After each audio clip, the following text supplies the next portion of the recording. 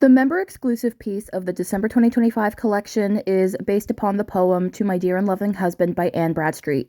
This is a much older poem than I'm used to. This is from the 1600s. That's far enough back in history that Anne Bradstreet could have been one of the first writers published in North America, and that she was. She was the first writer in the North American colonies to be published. When I learned this, my head went to Romeo and Juliet. Romeo and Juliet is just as heavy as this poem is on its waxing poetic about romance and love. It's just, I don't know, the tiniest little bit more dramatic and verbose than To My Dear and Loving Husband. To My Dear and Loving Husband is more simple and understated in how it's impactful.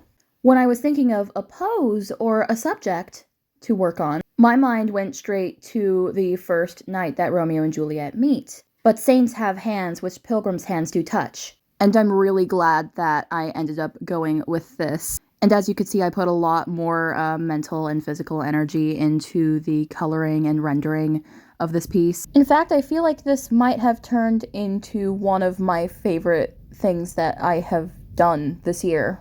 Like, y'all know how much I love a challenge. I decided to challenge myself by focusing on romance for one piece because that's something that I feel like I haven't really experienced. And even with that lack of experience on my part, I still feel proud of this one. How do you think I did?